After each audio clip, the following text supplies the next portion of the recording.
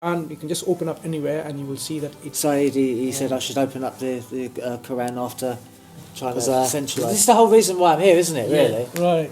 I've been trying I'd to opened it again. Yeah, percentages. I tried to, like you're saying, I was delight. So straight away, like I was thinking, anyway, okay.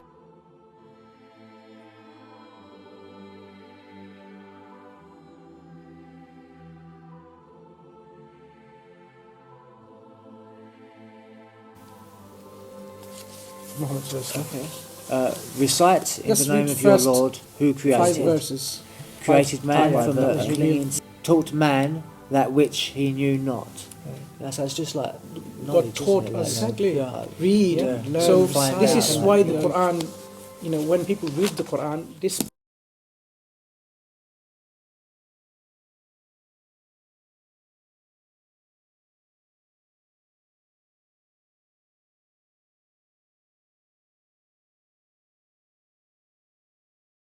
avoid, not replicate the mistakes. Because the Rosetta Stone hadn't been interpreted for another 1,000. You would expect if this was a common knowledge from the biblical literature just to copy the same mistakes, right? Yeah. But it didn't do that. Instead, it gave you the accurate picture. This is just one example out of many. Just to illustrate that the Quran is not just a book where it's been conveyed by plagiarizing and copying the historical events and so on in the past, but it gives you information from a source who knows the real history. And when it talks about something of the future, the Quran one point says about the two major powers at that time, the Byzantine and the Persians, which were not controlling the Arab peninsula at that time, right? They weren't, yeah. Right. But they were the two major powers, they're fighting each other and so on. But the Quran says, you know what, Romans have been defeated in a nearby land, but they will soon be victorious in a period of between 3 and 9 years. Why did the Prophet have to even mention this? And stake his prophethood if he was an imposter.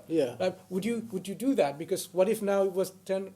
For sure, yeah. You'd incorrect. You'd keep that out, wouldn't you? No, if it turned out to be wrong, that's it. People will laugh at you like, I knew, you just like another false prophet. And it came true. When he has no need for this. So that shows this knowledge of the future is coming from someone who is all knowledgeable. Okay. So these are the things that I would ask you to reflect when you read the Quran and ask yourself, what is the source of this knowledge that's coming from the Quran? What part of the Quran is the Egyptian historical context with the Moses in? Throughout. Stories are throughout the different chapters. So what the Quran does, it gives us narratives of these events for learning point, what they have done and how can we learn from there, from the teachings of the Prophet then, or the behavior of the people that we shouldn't emulate, the wrong behaviors. So always there's a teaching element involved. So sometimes within the narrations of a particular theme, it may be very abbreviated. Others it may be very detailed. So you'll find these events are throughout the Quran. So there are very good indices within certain Qurans where you can say, story of Pharaohs and Moses and this chapter, this surah, this, and you can go and read and you can. I'd be interested in definitely be interested in reading that. There are some books written on these issues as well by I think Dawah and others, if I remember correctly, on these issues where they've gone into detail. Various books written. People use thematic commentaries, like let's talk about the pharaohs and ancient Egypt, and they write a book so you have all of it all together. But if you were to read the Quran, you can just open up anywhere and you will see that it does give you a guidance in every page. It just reminds you of your reality in every page. It reminds you of God in every page. You can do this experiment yourself. I have done. Yes, when I Said he said I should open up the Qur'an after trying to centralise myself spiritually, which I did. It took a while, but I opened up a page and I got on a specific surah, and it was talking about Allah's light, like within a. In fact, I've got it. Shall I read it, Si? Yeah. Because this is the whole reason why I'm here, isn't it? Really? Right. I've been trying to get him for a long time. This experiment that he did, he was amazed. Yeah, it was just because afterwards I'd opened it again. Percentages. I tried to, like you're saying, I was testing it. I was testing myself. I was opening up and thinking if there were anything else that would sound similar, relevant to what we were talking about. It didn't work. Just that one time. So it was like Surah 24, An-Nur. Is that, No, yeah. Okay. Surah Light. 35. Yeah, totally. Yeah. Allah is the light. See, straight away, like, I was thinking, anyway, like I said, Allah is the light of the heavens and the earth. The example of his light is like a niche within which is a lamp. The lamp is within glass, the glass as if it were a pearly white star lit from the oil of a blessed olive tree. Neither of the east nor of the west, whose oil would almost glow even if untouched by fire. Light upon light, Allah guides to his light whom he wills, and Allah presents examples for his people, and Allah is knowing of all things. You see, like that part there where Allah guides to his light whom he wills. Yeah, for sure. Yeah, because and I read the surahs prior and after, and yet, yeah, it's, to me, which you were saying this was going to happen, and I was thinking, you know, okay, yeah. But so it was a surprise, and is the reason why I'm here like that. So other thing I would say is listen to the Qur'an, because the Qur'an is a recital. Listen to the Qur'an in Arabic, even though you don't understand it. You will see that it will resonate within yourself. This is one of the amazing features of the Qur'an. Even if you don't know the language, because its Qur'an came in this Arabic language, which is the speech of the Creator, it will resonate within your hearts, and you will feel this. You know, this is why you have to experience. So through the internet, you can download, you know, in a very high quality audios of the Qur'an, or you can see videos. Listen to it. Okay. Just listen, you know, quietly, and then reflect. Some of them have translation going at the same time, and see how, I'm using the word resonate. It will resonate within your heart. Yeah. Okay. Yeah. So when the Arabs heard the Qur'an for the first time, which was their own language, they didn't need to believe in anything else about science and anything. They knew this was nothing but a revelation from the Creator. Yeah. It is not an ordinary human speech. This is the effect it had on them. Okay. Yeah. It totally mesmerized the Arabs. Yeah. Well, it wouldn't have spread so fast, you know, over such an area. You know, like just at the time of Muhammad's life. You know, let alone, you know, like in the present. You know. Yeah. So yeah, it's definitely something. The God-sized hole, the fitra. Yeah. I mean, this is we talk about, me and Say talk about because he's interested and he can't grasp atheism. You know, and I can sort of understand why, because it is such it is such an empty thing. It's such a terrifying. It's not easy. You know, and I don't like it. You know, because of that fitra within me doesn't like it. But it's something I've been battling for a long time, since that day in the park. Yeah. So I mean, you know, read more of the Qur'an, and you will see. The more and more we confront with reality, then we realize there is no such thing as chance. Because if you flip a coin, right, we say chance is 50-50 head or tail, don't we? We do say that, yes. We say that, right? Yeah. But the reality is there's no such thing as that. If I knew exactly the shape of the coin, the weight of the coin, the height, the ground, what metal it is it metal, is it wood, is it carpet, and so on, the humidity, the temperature, the wind speed, and the height. If I could know all of these factors, one can say with 100% certainty it's going to be head or tail or on the sides. Yeah. It's because you could mathematically work it out, like you can with 100% certainty. It's because we don't know the answers to all the factors. Because so many factors involved. That's why we use words like luck. Yes, there's no such thing as luck. Exactly. So this idea of luck and chance doesn't exist. It's just our ignorance or not having the knowledge of the factors involved. We say it's chance. For sure. So likewise, this universe and it's all this organization and harmony and precision and design. It's our reluctance to admit that there is a designer, because with the acceptance of a designer comes consequences. Oh, remember what I said? If there's a designer, who is this designer? Why did the designer design me, creator? That's what people don't want to reflect on and so on, because they don't want to be in this control. People hate admitting to themselves that they're ignorant as well. It's a hard thing to say, isn't it? That, I mean, look, okay, most people can admit they don't know everything, but it's very hard to admit we know nothing. What was it? Plato says, you know, the first step to wisdom is admitting that you know nothing. You know, so I'll just say that so I sound wise. So the Quran says in quite a few places that are those who know and who don't know equal? How do you judge? How do you sense? How do you even think? Of course not. The one who sees and one who doesn't see, they're not equal. So the Quran puts a lot of emphasis in knowledge. When it comes to the believing a creator, the Quran says, فَعْلَمْ أَنَّهُ لَا إِلَهَ إِلَّا اللَّهُ. Know with certainty. Not just believe, know with certainty there is no one worthy of worship except the God alone. Yeah. So have that a sort of faith. lot of emphasis on this, that know and read. You know, interestingly, the first revelation that came to Prophet Muhammad was not believe, it was iqra, means read, recite, proclaim. Yeah. So you can see from the very, and then within this few passages, read in the name of your Lord who created. I'll show you the chapter. I mean, Yes. you will see the importance of knowledge the creator of this cosmos has put forth from the very beginning of Revelation. So this is called Surah Al-Alaq.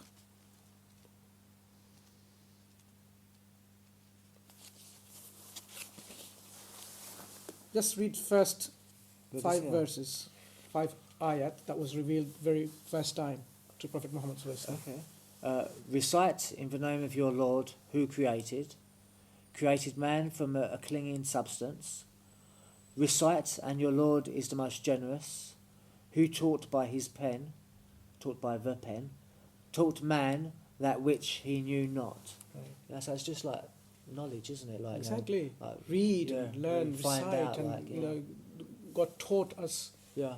Yeah. So this is why the Quran, you know, when people read the Quran, this belief that one has is not a blind faith. No. It's a conscious decision that one makes based on their knowledge. Yeah. Yeah. That's what makes life becomes fulfilling. That yes, you are content. Yeah. That you know what you believe.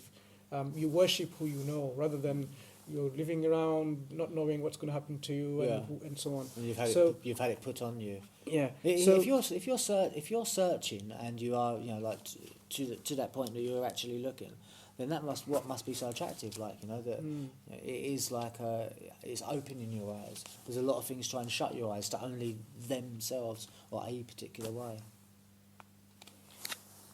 One of these chapters called chapter Surah Ar-Rahman, one who's most merciful. Yeah.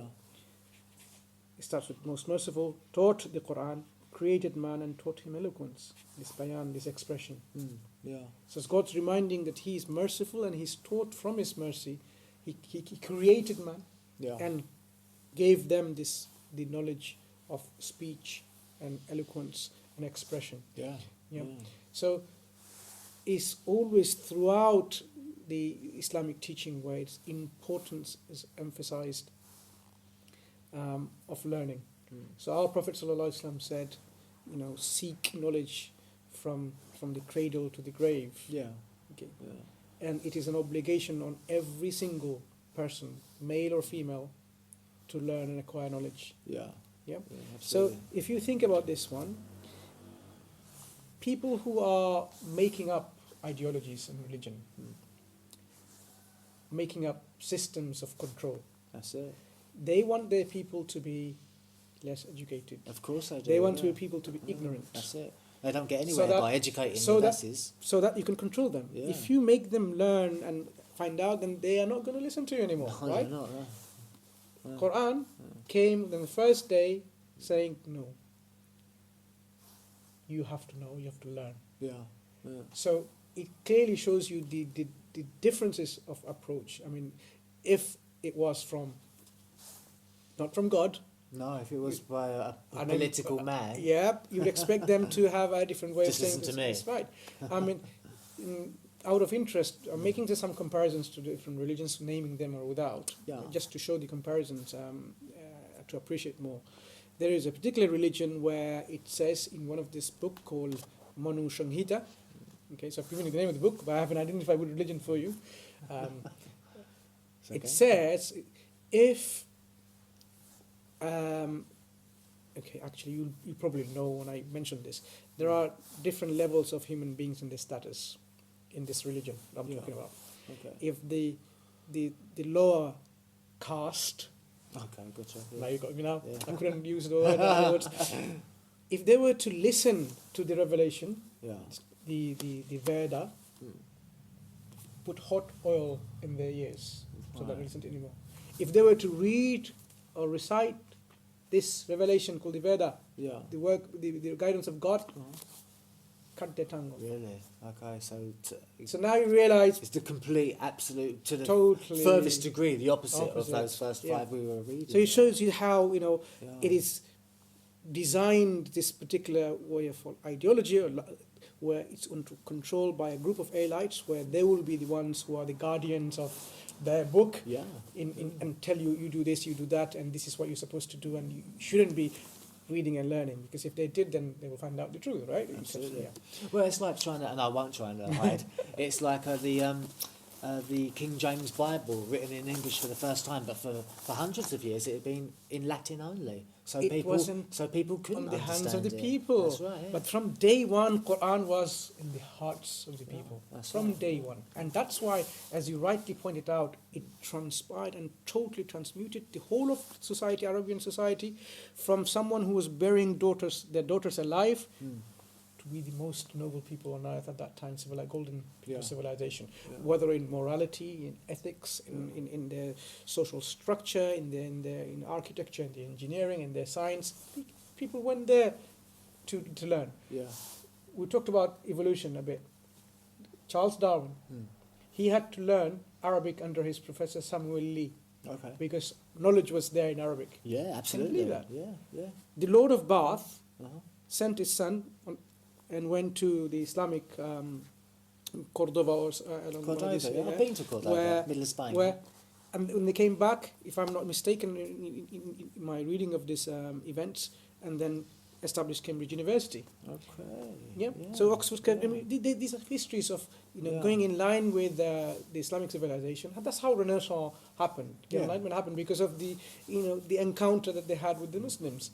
No wonder at one point suddenly calculus was discovered, but suddenly by 2 or 3 different individuals from different places, exactly the same time. Yeah, because they'd opened up Arabic because books were looted by in the period of Islamic history where libraries were burned and destroyed. Arabic mathematicians at the time were and centuries beyond what was going on. And their books were then some of them survived here and there, and then end up, and then they started saying it's fine. Yeah. So what it signifies that Islam from the very beginning is a way of life to enlighten you, to ennoble you, to make you a better person, to make you a person who is, coming away from the shackles of slavery to the systems, to ultimately submission to the Creator. Yes. Yeah. By doing that, you become a good person, not to yourself, but to whole of humanity and all the other creatures. So you don't become someone who will oppress the animals, even the animals. Yeah. Or even the plants. You look after the environment, you look after other people, and look after yourself. Know your place in the world, And this is essentially what Islam will inculcate within human beings. The Prophet ﷺ said to us that he was raised to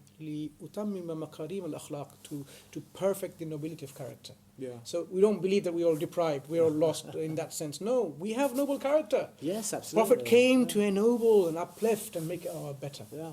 And isn't that what we all want? Yes. To be so I will better. leave you all these thoughts for you to think and reflect, and perhaps we talk again and you talk to other people I'd love to. It's more been knowledge. really nice talking to you. I don't know anything at all. I mean, I've just shared you something that I'm sharing with you. But please explore Islam, and then explore about these existential questions about reality. I mean, who you are and what's going to happen to you. Is it really life, death, the end of life, or not? The origin of the cosmos.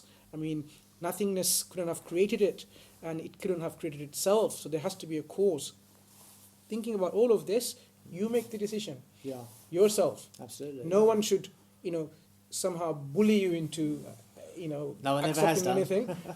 And then once you do that, you will see, the tranquility that you get. And no wonder when someone becomes a Muslim and they believe their way of life is Islam, this surrender and the submission, it also brings them peace. Yeah. Sure. One of the meaning people say Islam is peace, because this is the peace that you attain from this surrender to your Creator, knowing that that's it. There's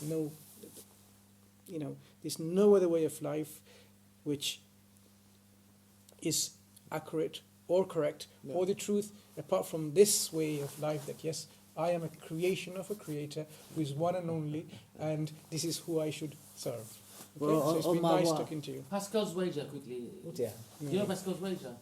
Yeah. You can talk about that another We'll time. talk another perhaps time, another Si. We've been sitting here for Yeah, ages. yeah, It's just a question. That's right. We It's can just a talk. question, It's a pleasure speaking to you. Oh, it's lovely and, talking to you. Absolutely. perhaps to talk again. And We next will, week we go and will have do. Next week, something yeah? to eat.